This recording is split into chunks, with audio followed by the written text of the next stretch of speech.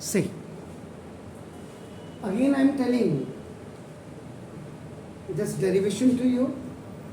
आपको मैंने last time में याद होगा मैंने क्या कहा था, Sn is equal to n by 2 a plus an when you have the finite AP, and when Sn is equal to n by 2 2a plus n minus 1 into d, infinite AP है.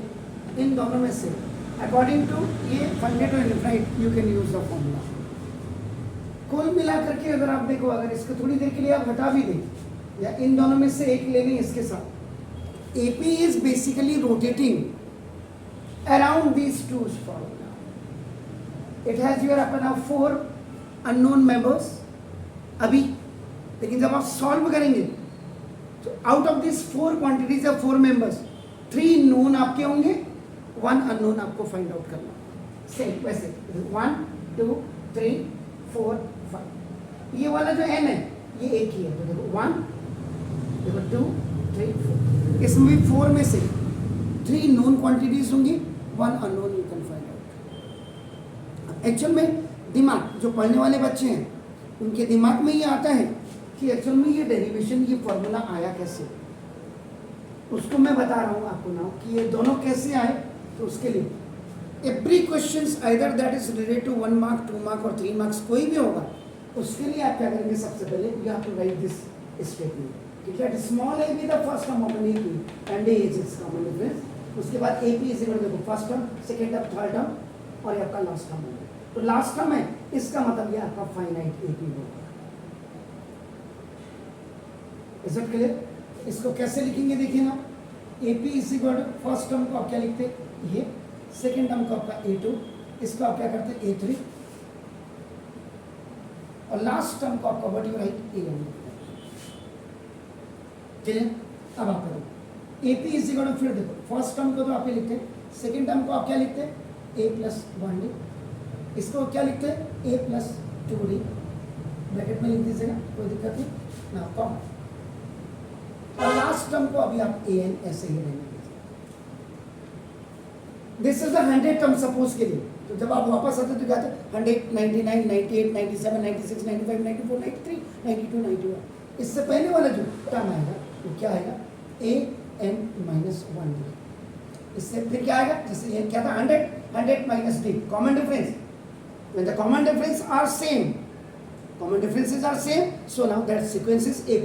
so इससे पहला वाला term क्या होगा an minus 2d. Clear हो गया sir? ये comma है. अब आप क्या करेंगे, इनको आप ब्रैकेट में लिखना चाहें तो अपना ब्रैकेट में लिख दीजिएगा ऐसा. इसको तो लिखने की there is no need.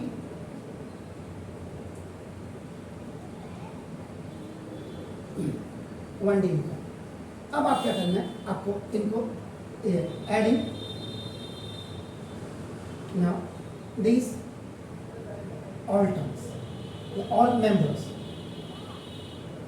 of an AP, AP के सारे members को आप ऐड कर दीजिए. तो क्या लिखते हैं इसको, मैं लिखते हैं सम ऑफ, यहाँ से लेके यहाँ तक how many members are there, this is the last term, या इसको आपका nth टर्म लिखते हैं. क्या कहते हैं nth टर्म, या you can say that the last term. अब आप सम ऑफ nth टर्म, आपका nth टर्म यह करें. आप क्या करेंगे Sn is equal to TERM, Sn is equal to, अब आप करेंगे A plus 1D plus A plus 2D प्लस डैश डैश डैश A प्लस इसका दो AN minus 2D plus AN minus 1D, N है हाँ, और प्लस आप करेंगे A. all the terms you have added. So now, how many terms are present? n terms. अब आप कर दो, इनको सबको आपने ऐड कर दिया. ये इक्वेशन नंबर 1 बन गया. अब आप करना है writing right hand side of equation number 1. Now equation number इसका उल्टा कर देना. Sn तो देखो यहाँ पे Sn, इसको लेफ्ट को नहीं करना, इसको उल्टा कर देना रिवर्स. तो देखो an फर्स्ट आ जाएगा, an minus 1d second term आ जाएगा, प्लस an माइनस 2d आपका थर्ड टर्म आ जाएगा. आपका a plus 2d you will write here. Now ऐसे आ रहा है, देन आपका a प्लस आपका 1d you will write here. So just you have reverse. Now the equation number 1 on the right hand side. Is it clear?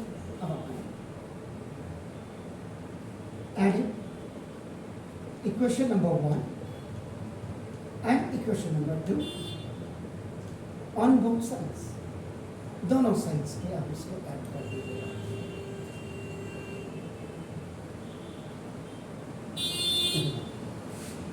Sn plus Sn, Sn plus Sn left hand side में आपका ये हो गया equal, right hand side में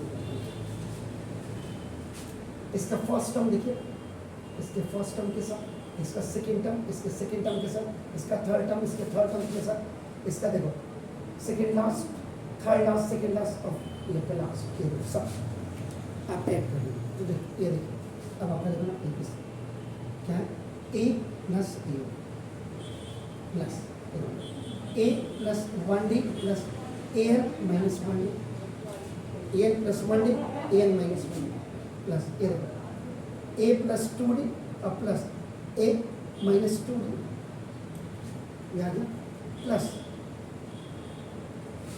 ये देखो आपका an minus 2d plus a plus 2d ये देखो plus an minus 1d plus a plus 1d and plus this an plus is it clear? ये देखो 1d 2d 2d 2d 2d 1d 1. So Sn plus Sn is what? That is 2Sn is equal to a plus an plus a plus an plus a plus an देख रहे plus ये देखो a plus an देखो ये देखो a plus an और plus a plus an. All the data we have written here. So now this a plus an, a plus an, a plus n, how many times is coming? N times it's coming from here. This is 2Sn is equal to n times is coming. N times. Is it clear? So now n. Sn is equal to 2 will go down by cross multiplication.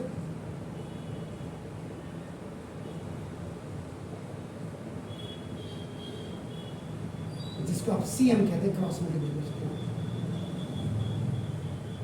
तो first formula Sn is equal to n/2 और a plus an. ये आपका देखो ये आ गया.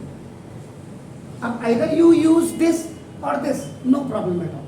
तो इसका मतलब when you have the last term आपका ना जब when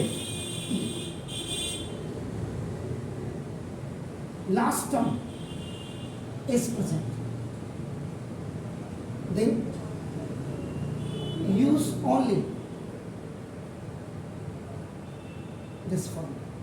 अभी आप नए बच्चे तो लर्नर्स हैं तो थोड़ा सा दिक्कत आएगी, मैं आपको समझाते रहूँगा. अब कई बच्चे उन्होंने कहा सर ये तो ठीक है, ये कैसे है?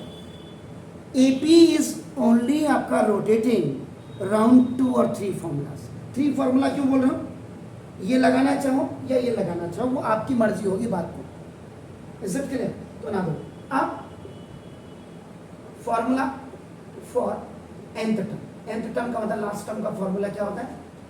an is equal to a plus n minus 1 into. Am I right?